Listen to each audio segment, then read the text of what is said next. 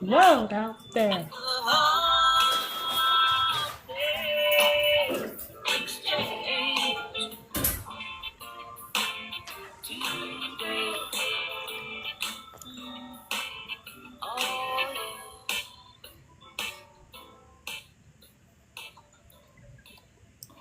Welcome, Candice Jay, Lieutenant Governor candidate for the state of Oklahoma. Now, I'm not biased or anything. You know, we've only been standing on the front lines together for well over a year now, and so know that we are biased here with this particular candidate. She is one of our own volunteers. She's been with us since the beginning, and so we just want to address that Here she is. Yay. right up front, that we are all extremely Is my biased. stuff not working? Now, yeah, we can hear you. Michael knows her the least, so we have asked him to kind of take the lead to help kind of maybe take away some of our biases. But I am, for this particular episode, before I turn it over to our two amazing co-hosts, I am going to mute myself and just enjoy the show today. I'm not feeling quite up to 100% today, but we love Candice, and we would love for everybody to get to know her as a person and as a candidate. So let me introduce Little Dose of Debo and Michael as our the co-hosts. And Candice, you want to tell us a little bit about yourself? Okay. Well, I am 56 years old, and I'm a veteran, a Navy veteran, single mother of 2 grown adult children. One lives in Frisco with 4 grandbabies, and the other one lives in North Carolina with his wife, who is currently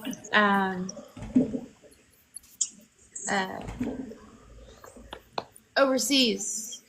She's still in the Army. My son is out and a veteran now with his mother. What more can I say about myself? I'm a gently disabled veteran due to PTSD. I am a MSP survivor of military trauma. I have been a advocate and on the front lines in the trenches for the last 3-4 years, but more front facing the last 2 years. Advocacy is a big part of my life. That's awesome, Candice. I am going to jump right into it because I am super eager and happy to get to know you a little bit more, and happy for everybody else to get to know you as well. So from what I met, so I know that you're pretty active in the community and being on the front lines with everything, and being involved with the community through your advocacy work. Do you feel that you can balance your role as Lieutenant Governor and staying active in the community? I definitely think I can, because as a role of Lieutenant Governor is what people say a cheerleader for every community in Oklahoma. You know, stay active in all around Oklahoma to bring our communities together and let them know that the state of Oklahoma is here for them no matter what. Sorry. Dog was in the interview too. So I'm hoping I can balance the two, or kind of, I mean, I think it can overlap together. Mm-hmm. You know, Lieutenant Governor has a lot to do with the tourism, so I'll be able to go out into all the communities and be able to listen and share that. Awesome. Sweet. Elizabeth, do you have anything to add? Oh, you're muted, Elizabeth. Well, Okay. Paul and Mary. I was like, where did that happen? Yeah, we need to chill out. We're gonna have to, if you're not speaking, we're gonna have to mute because we're getting a lot of feedback already. So if we could all mute except for the person who's speaking, that'll help. I think a little bit. Oh yeah, okay. No, no, I wanted to see like the answer to that because I know that Candace is very, very active in the community. Knowing, but like the role of Lieutenant Governor is going to come first, and we want you in that position because the rest of us that are coming up behind you to pick up where you left off we're going to need that support from our elected officials. So yeah, so that was a great question, Michael. Thank you, Candace, for your answer. That was very candid.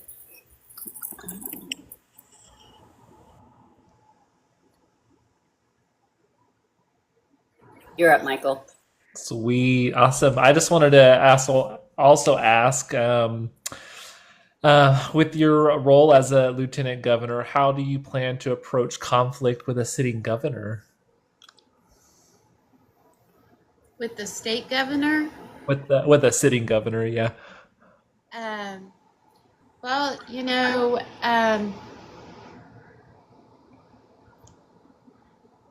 man, put me on the spot. You know, as an elected state government, you know, it's not about whose side you're on or whatever. We all have to come together and work together and come to the conclusion that we're both here to work for the state of Oklahoma and for all constituents, not just some. It is every single person that is in the state of Oklahoma that matters. Perfect. Yeah, I've done some research. I think you mentioned you're running as an independent, so you want to blend those lines together. Is that kind of what I'm getting? Yes, I am running. Yeah. I decided to run as an independent. Awesome. Sweet.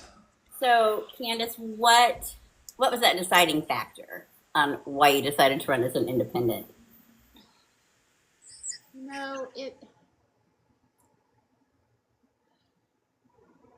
I'm not here to point fingers or anything, but I want to represent all of Oklahoma, not just a party system. You know what I mean? Because it's about every voice in our communities that need to be listened to and heard. And when you have people from here or people from here talking into your ear or saying, oh, you can't do that, you can't say that, or whatever it is. And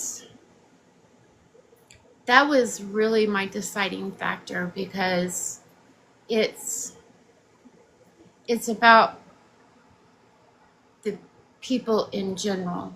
You know, it's not about being a Democrat or Republican in my eyes. As a candidate for lieutenant governor, it's about each and every single person.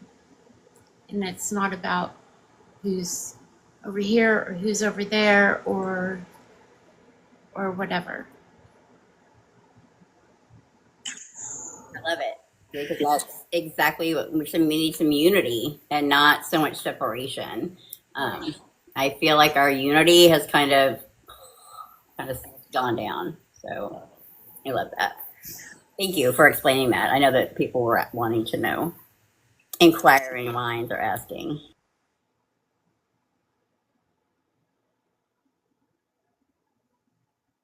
Back to you, Michael.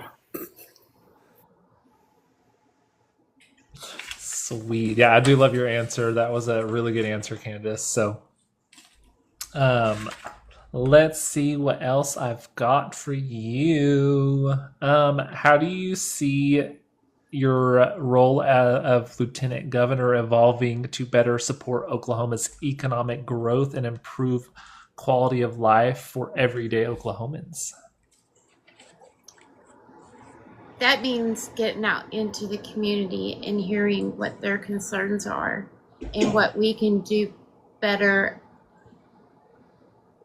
as a state to support them, especially, in our rural areas. Oklahoma has a lot of rural community, and it's basically majority of rural communities, and they've been left out of. They haven't had a seat at the table. You know what I mean? And it's time that we listen to rural Oklahoma, because they're the ones that are going to suffer with all the cuts and everything that is happening, especially federally. And we need to take care of Oklahoma families and people in general. Perfect. That actually leads into my next question. So, as Lieutenant Governor, if you were called into action and had to step in as governor, what would be one piece of legislation you would put forward? Oh boy. I know it's a big one. I know there's probably lots, but what's the first one? Healthcare Yep. and Good. Medicaid, senior care, SNAP benefits. I'm watching too many families struggle, and it's not right.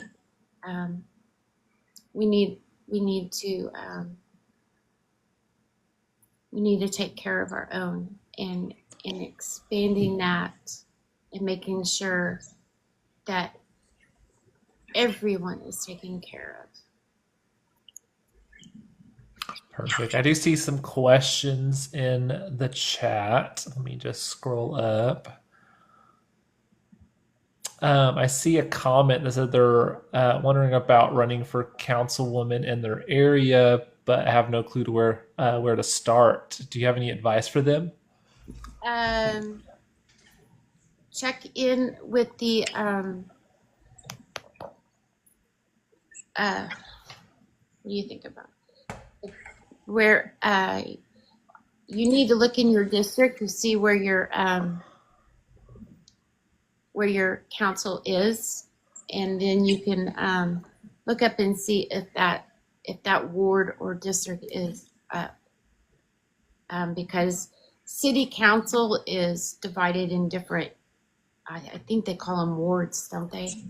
They do here in Oklahoma County, and Cleveland County. So it's wards. So you need to look in where you live, make sure that seat is up, and then go from there. And if you want, you can message me, and I can ask you the right questions and get you to where you need to go. Nice. Thank you, Candice. Nice. I love that. Thank you. So there was something else where Michael had brought up. So part of Lieutenant Governor is, the tourism and whatnot.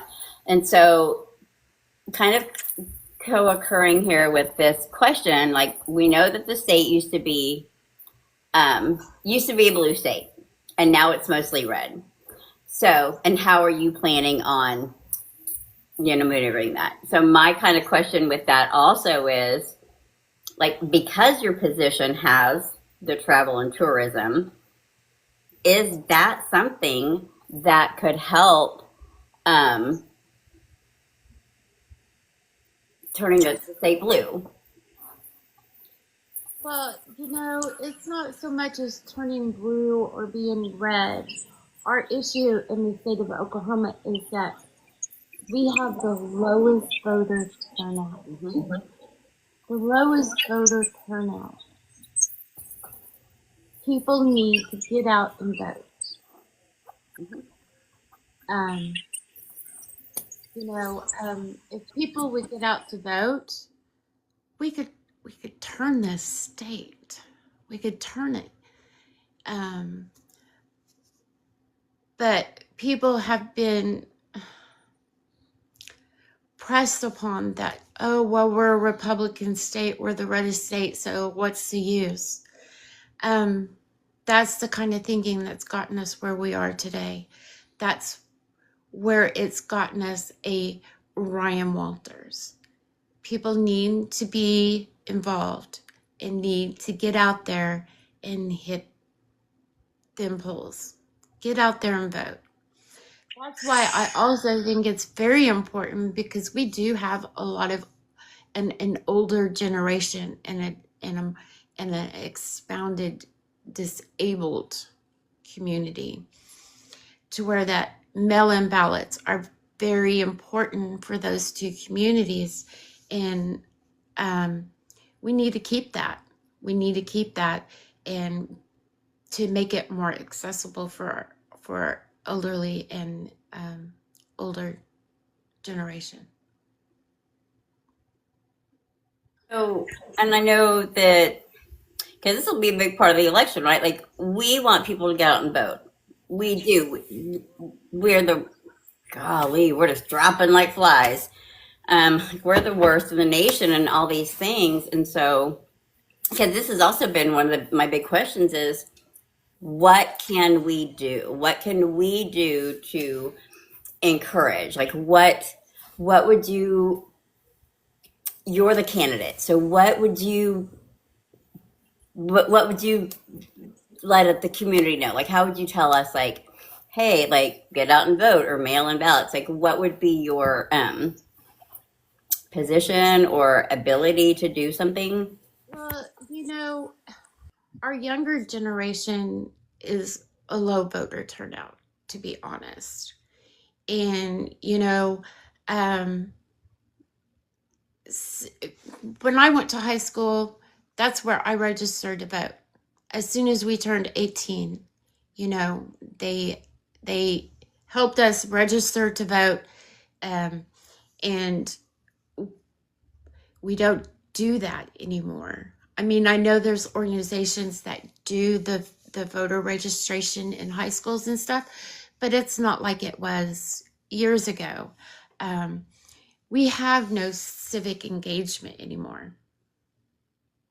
And I think that's because we've quit teaching civics in schools. If they don't know the government. I was telling my grandkids I was running for lieutenant governor, and they're like, huh? What is that? So I had to give them kind of a little lesson. Oh, well, that's cool. So they're not taught the way that we were. I'm a Gen Xer, so, and we were taught, we had government classes, we had civic classes, and I know they took civics out of schools because they don't want it to be taught, because dumbing down society. I do have a question as far as, like, with the young, like, lower voter turnout. Do you feel like that is something due to, like, lack of representation, that maybe some of the younger people don't feel represented? Like, I know in my community, I'm LGBT, and I know sometimes I look for a candidate within my community sometimes, or somebody who's going to avidly support my community. Do you feel like that's something that would be important for younger voters? Oh, yeah. I think representation it needs to be more out there, because it's not just about the 50 and up. It's also about the younger generation. We have,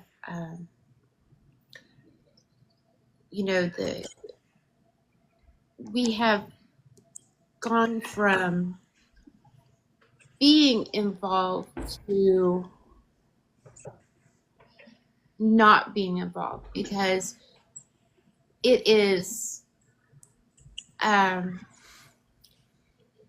what's the word? Taboo to talk politics in families. And I think we've gotten away from that. We do need to talk politics, but we need to learn to talk with each other and not at each other about it. Do you know what I'm saying? We can all find a common ground, you know, and so we don't talk about it. We don't talk politics when we go because it's taboo because we all fight and attack each other, and we need to do it without attacking each other. But representation, you know, we need more of the younger generation to get involved. I'm not as, I hate using age, but you know, I'm 56 and just now running for office, you know, and we need fresh blood in that state capitol, people. Okay, we need fresh blood, and young people can run for office. If you really want to see a change, you need to get out there. I don't care. Start with school board. Start with city council. Start with in your local area. You know, get involved. Show up to city council meetings. Show up to you know, school board meetings, and some of them can be boring. I know. I've been to a lot of them, but you know, got to do it. You got to get out there because that's where it all starts, is in the local area, you know. Local politics Definitely. where we can make an impression on the state level and the federal level.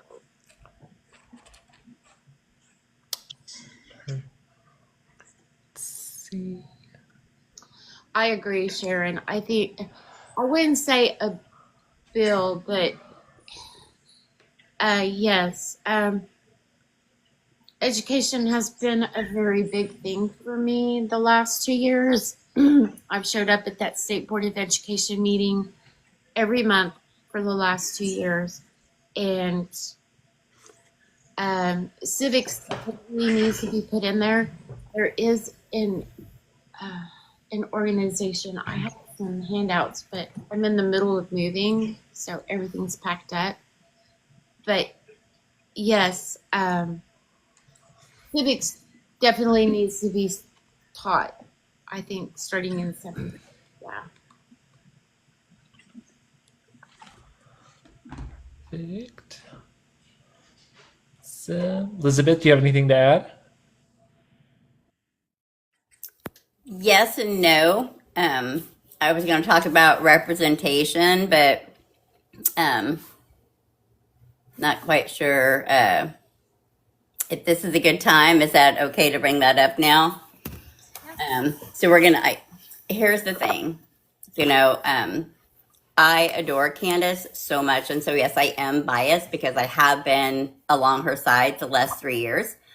But something that is near and dear to all of us is our rainbow group. You know, is the LGBTQ group. And so we have had, in the last 3 years, have had targets put on our backs. And the people that are suffering the most are the children. And so, with that, because this is going to kind of tie us, I know, it's very emotional. Because again, these are our kids. This is our future that we're talking about. And when they're getting hurt by this awful rhetoric that's just being spewed out, like, what? I'm going to let you take it away because you say it the best. And how your role is going to roll into all that? This is a tough subject for a lot of us. You know, our 2S LGBTQIA plus community has been a target for as long as I can remember. And I got into this fight 2 years ago when we lost Nick's Benedict. You know, we need to quit putting a target on our kids and just let our kids be. You know, this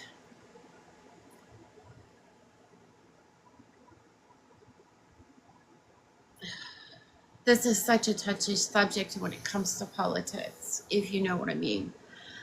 I mean, I do, Candace. So if you don't want to, I'm just gonna. It's not that I don't want to. right?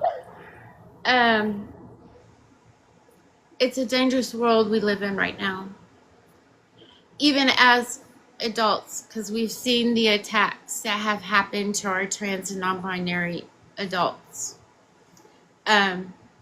You know, and to put that on kids, to target our kids, our trans kids, our non-binary kids, is shameful. Shame on you. Shame on you for attacking our trans and non-binary kids.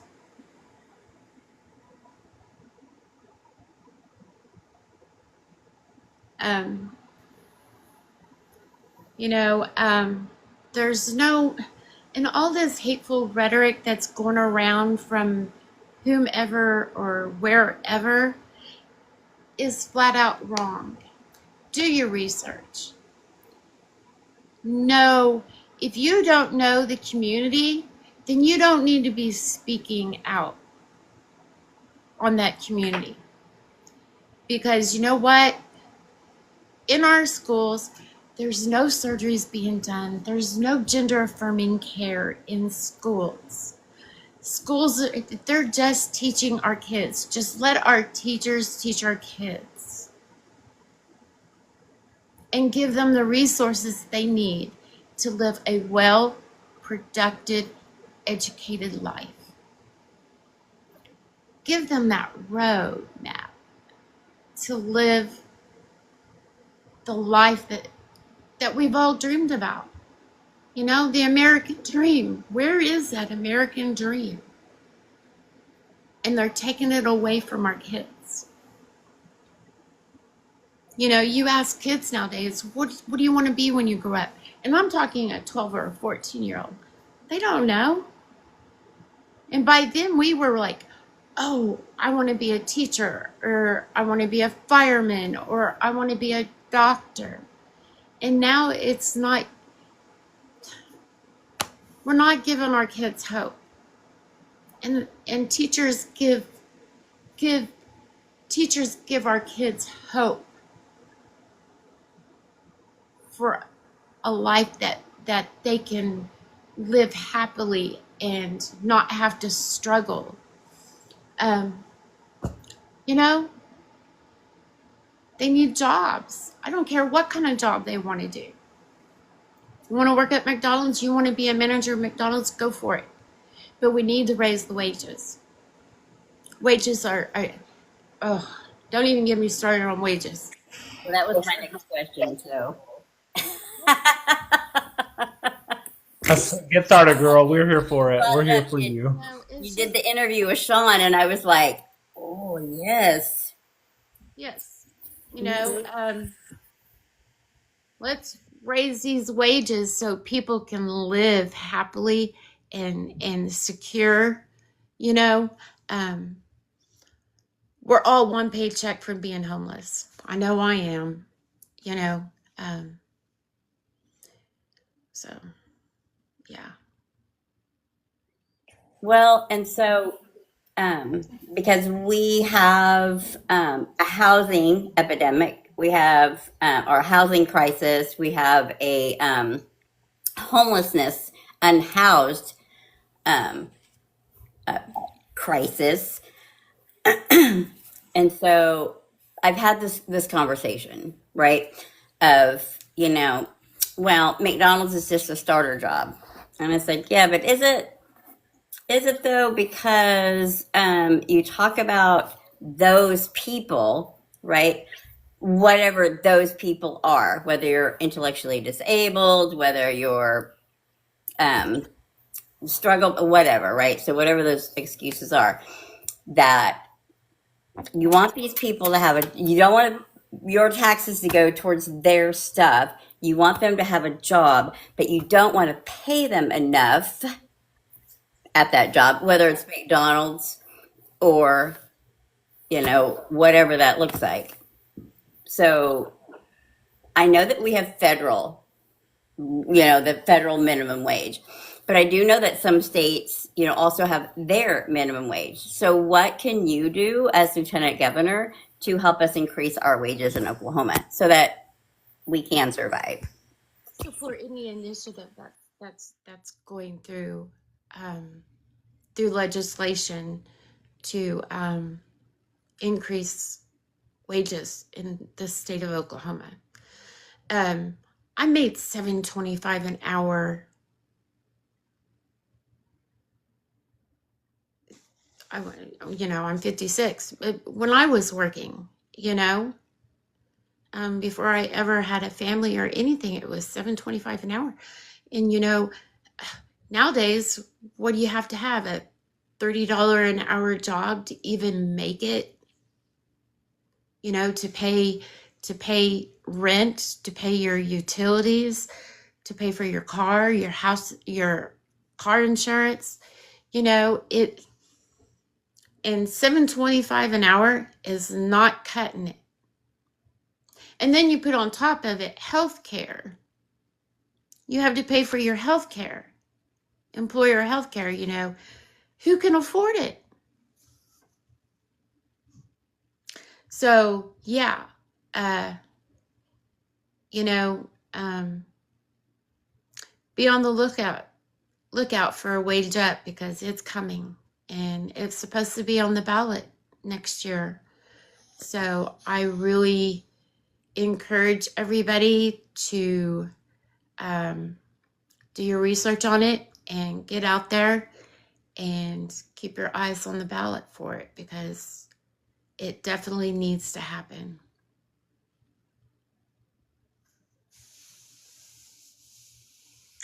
Perfect. Thank you, Candace. Michael, do you have anything that you want to add or ask to that? Any caveats? Not really just a question, but I just wanted to jump in and I wanted to have you share a little bit more about some of the work that you've done in our communities, because I'm curious about that, and I want everybody else to kind of hear from what you do within our communities. And I know I've heard you doing great work, but I just want everybody else to know as well. I don't feel like I do enough, but I could do more.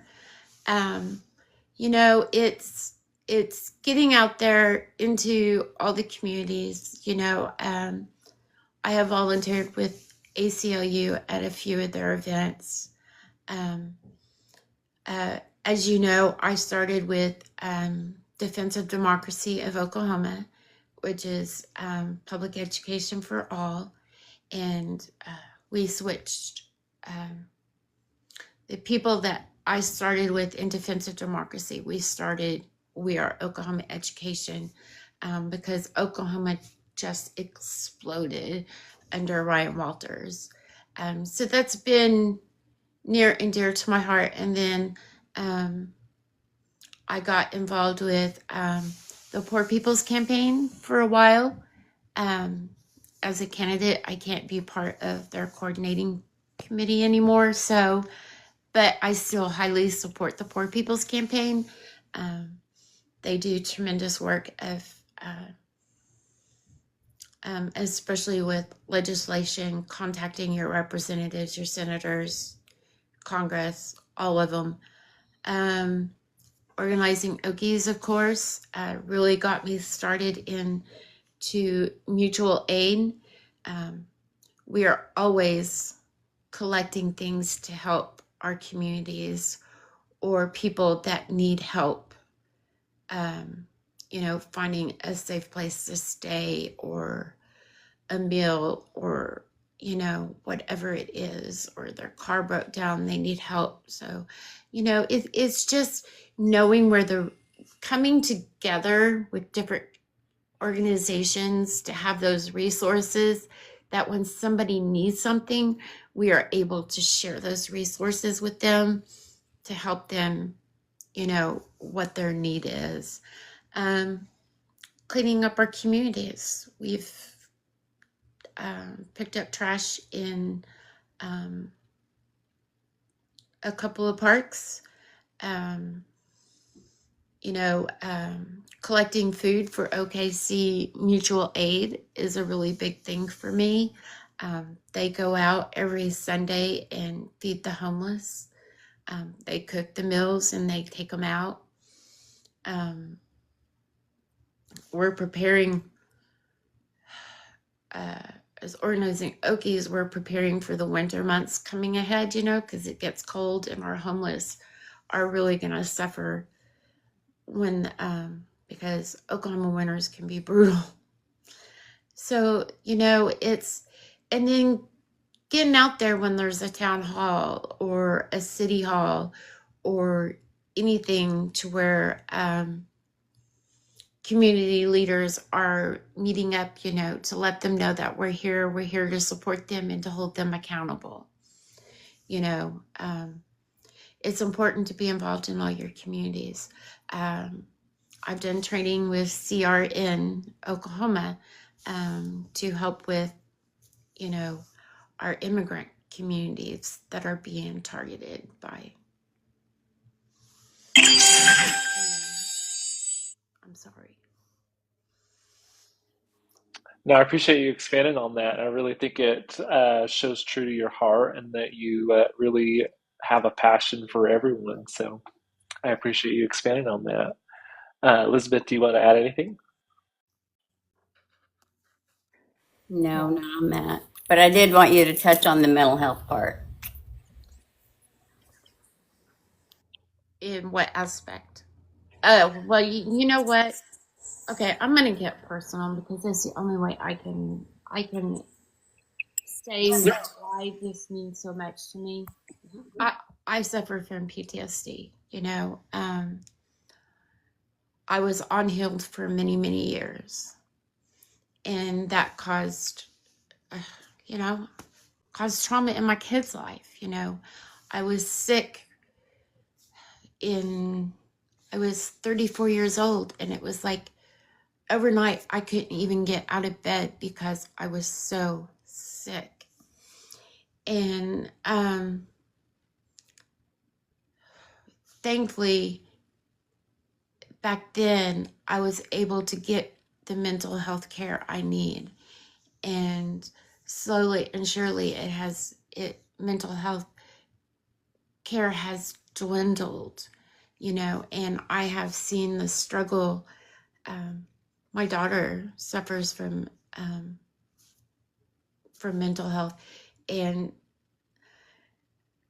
to watch her have to suffer in silence because she can't get the mental health care she needs, that's got to stop. That has got to stop. She needs mental health care, and she can't get it because she has sooner care, and they don't take, it's just to watch so many people suffer from something that can be helped is heartbreaking.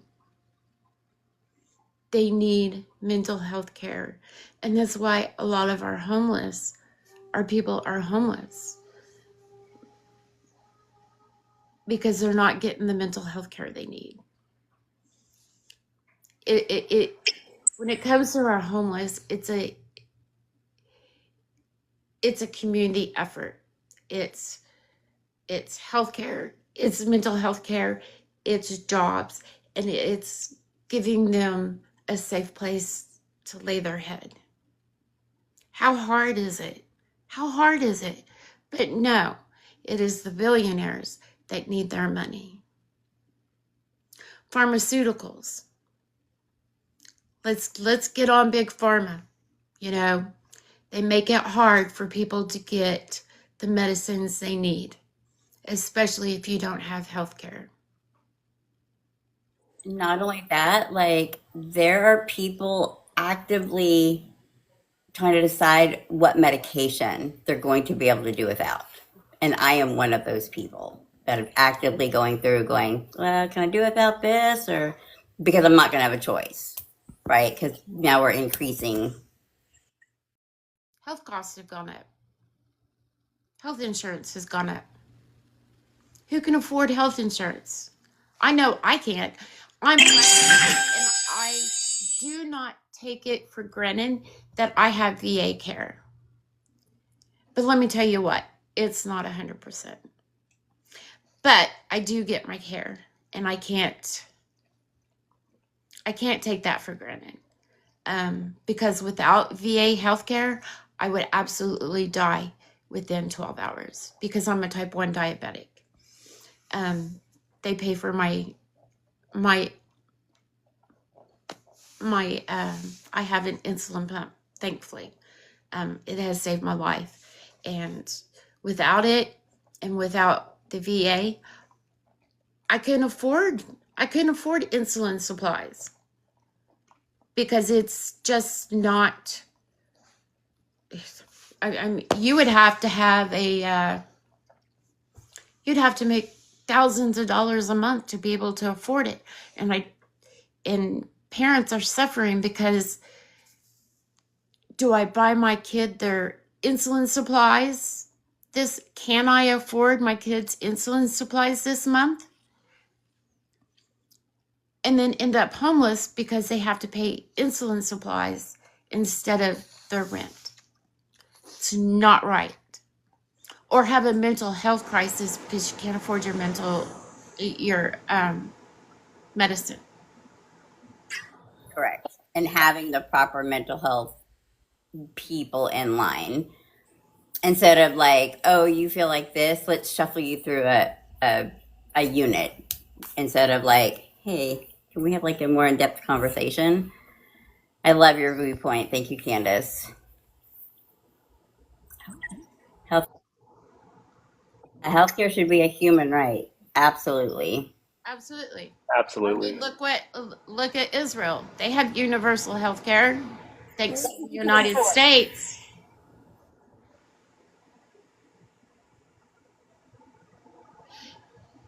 Yeah, okay, mama, and to have an EpiPen on you is if you don't have health insurance, they're very expensive.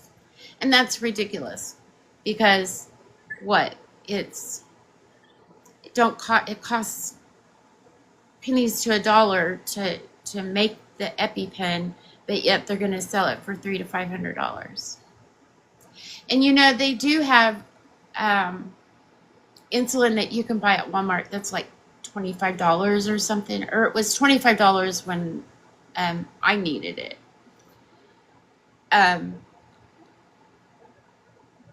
But it's not the same as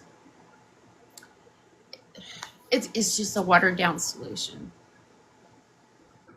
I see a good point here in the comments from Sharon. She said people act like food is a privilege. I want to touch on kind of something else too, with a little bit. I know it's not necessarily directly your spin, but would you support or try to advocate for free lunch program for all kids in school? Oh yeah, I have for the last 2 years. Good. Every child should have free lunch and free breakfast. Good. I know me personally, just speaking from personal experience, my parents, we didn't qualify for free lunch, and I went hungry during school. So I'm really happy to hear that you're willing to Or fight. they're humiliated. My kids got humiliated once because I couldn't work because I was a disabled veteran. but I didn't get SNAP like some people do, or benefits. I couldn't. I couldn't pay for my kids' lunches for 1 week, and they gave them a bag lunch, actually a sandwich and milk in a bag. And that's humiliating for a kid. Do not humiliate kids in school. Life is hard enough growing up. School should be a safe place where they get a warm meal and get a well-rounded education. Yeah. And safe. Have a safe space, you know.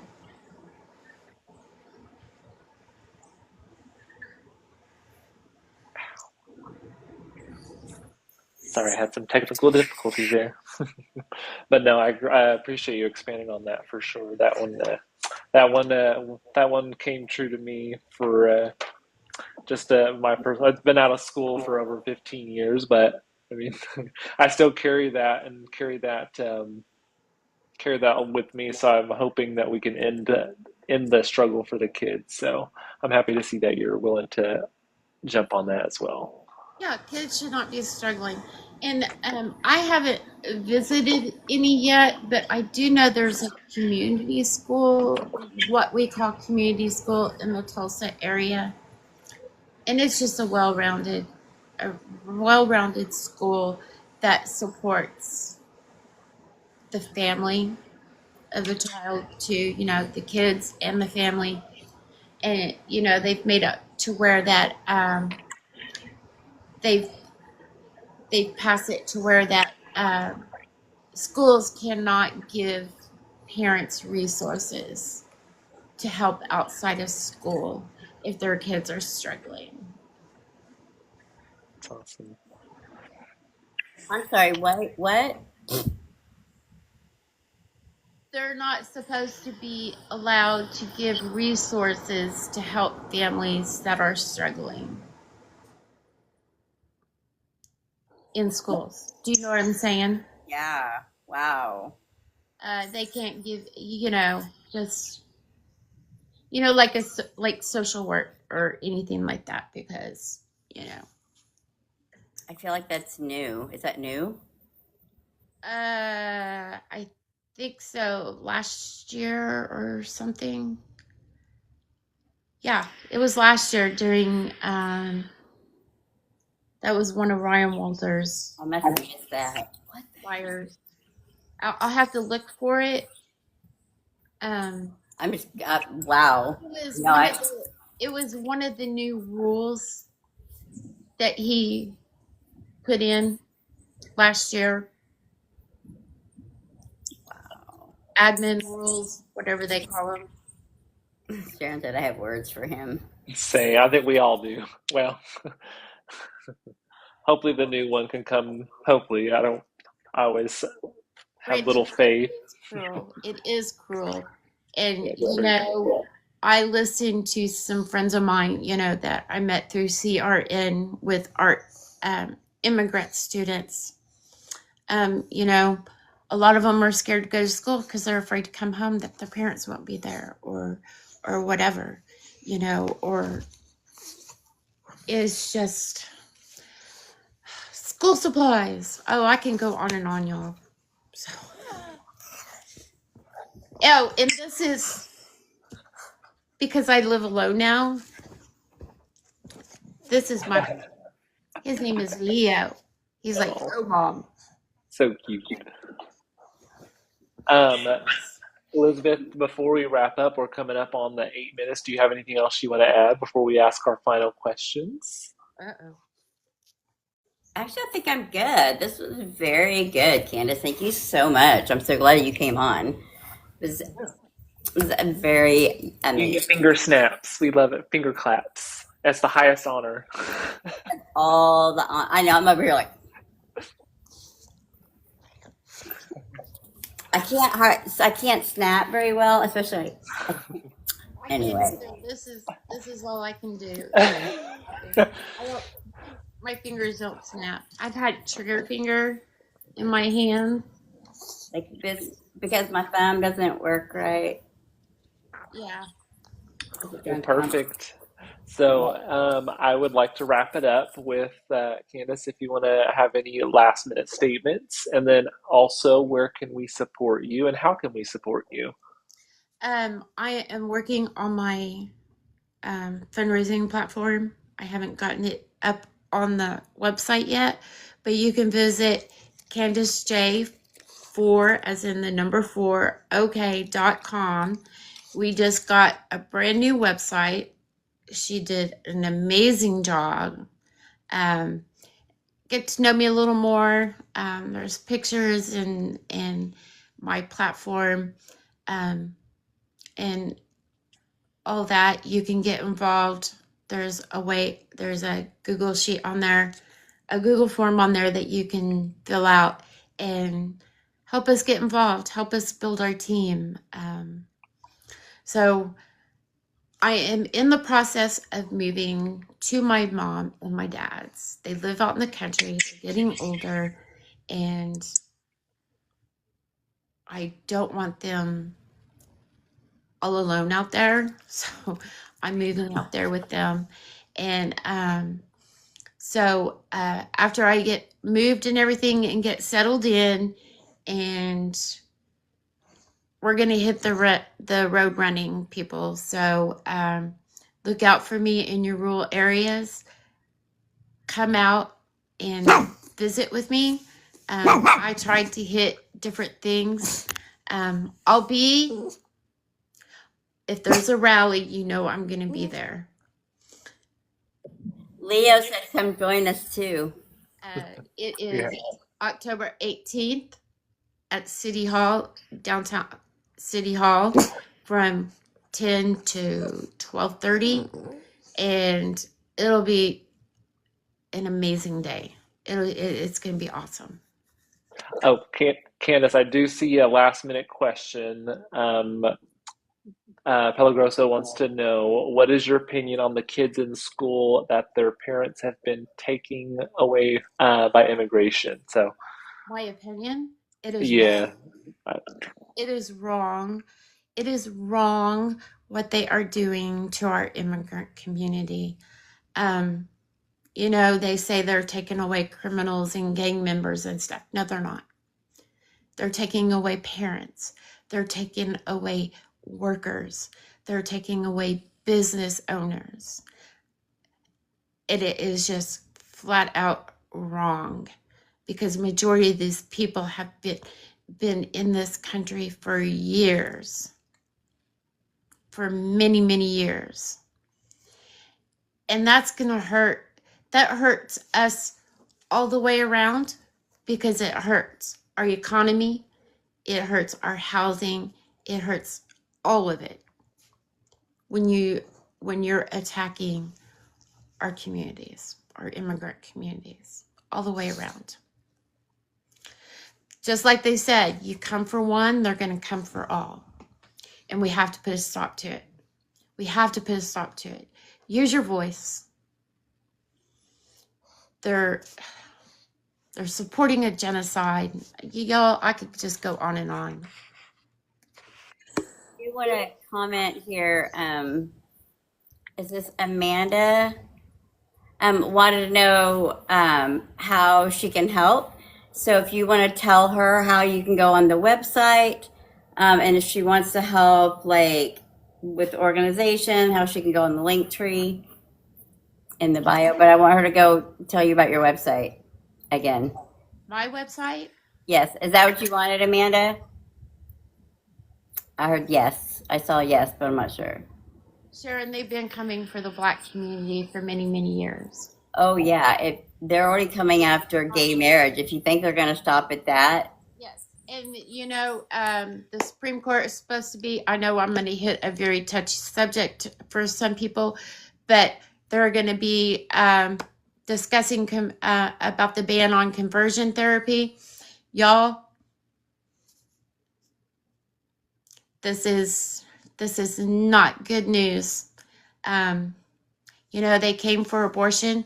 I don't know if you guys are aware but I put in a public comment on the federal legislation about them wanting to make abortion care obsolete in veteran VA care. They're hitting women's health care, bodily care in the VA. So you know what? If they abolish it completely in the VA, you know they're going to do it completely federal straight across the country. We can't allow this to happen. We cannot allow this to happen. And you know what? It starts at the state level. It's who is in that state capital, who is there representing who. I am not here to represent the top or whoever is within my little circle. It is every single Oklahoma citizen there is. Every voice matters. Every person matters. But anyways, you can go down to, sundown towns. I grew up in one. I grew up in Clinton, Oklahoma, by the way. So, you know. But anyways, go to Candice Jay, Jay, 4, as in the number 4, OK.com.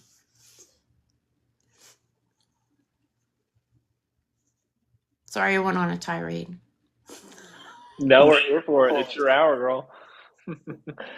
We are super excited. So I am all done with my questions. Elizabeth, if you have any last minute statements or any questions. Perfect. I do not. Somebody asked us to pin. For some reason, it won't let us pin comments. It was weird because it let me do it the other day.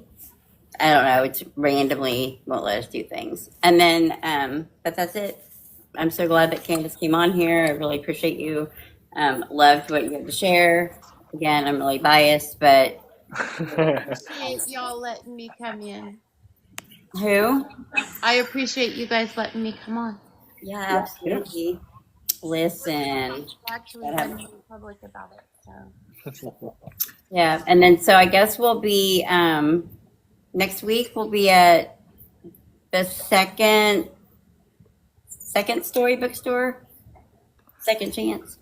Second Chance. Second bookstore. story, Story. books and cafe at 718 Culberson. And it'll be our first actual live. So come, we'll be interviewing Andy Fugate, one you won't want to miss. He is a hoot for sure.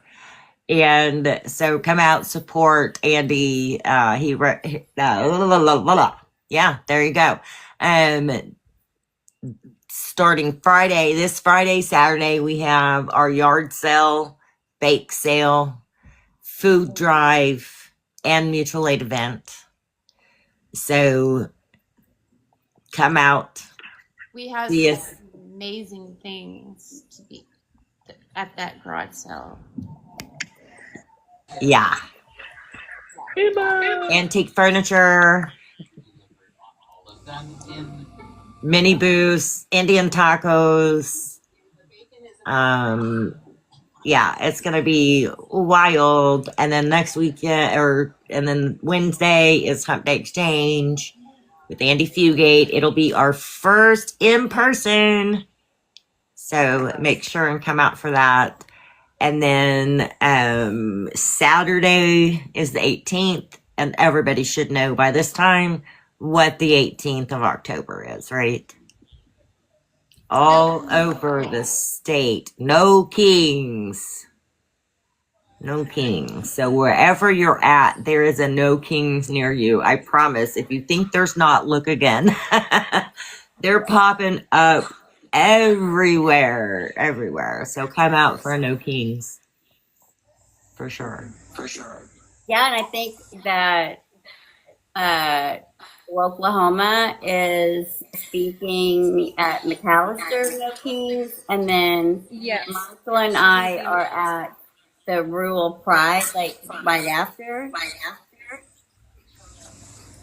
Is that right? Yeah, No Kings is from 11 to 1 on Main and Carl Albert Parkway. And then from 3 to 6 is going to be Pride in the Park at Rotary Park in McAllister. And then later that night, they have the drag show at the bar. Sounds like fun in McAllister. Okay, see, we are at the City Hall, and that starts at is it 10 or 10:30, Candace? Say what? 10 or 10:30? Okay, see, 10. 10. Thank you. 10 to And then 12. yeah, 10 to 12:30. There you go. I knew there was a 30-minute in there somewhere. I was just trying to put it at the beginning instead of the end. So yeah, show up at 10. Lots going on. I'm excited. Any other last minute things?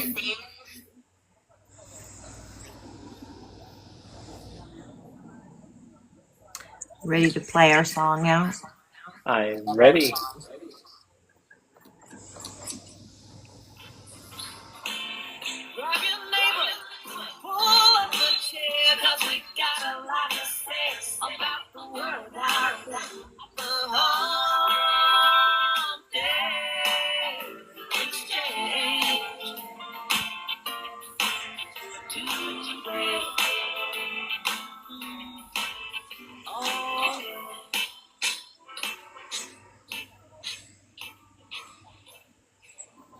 The very, very talented Ivy Speakeasy from Oklahoma. Love her. She wrote that for us, and I am just tickled. We will see you next Wednesday, live in person. Please come out for the yard sale. We're going to have a bake sale. We're going to have antiques. We're going to have, oh my gosh, so much stuff. Pies and cakes and cookies and Indian tacos and trinkets and small appliances. There's a couple of air scrubbers, or like HEPA filter air cleaners. Yeah, you know what I'm talking about. Anyway, all kinds of cool stuff. Come on out. Help us raise a little bit of money to continue the works that we're doing. Greenhouse is going to be an open house that day as well. Please come out and take a look at our greenhouse. Support us in that effort so we can expand it to all 77 counties. Yay! Woohoo. Thank you. Thank you, everybody. Bye. Bye. Bye. Bye.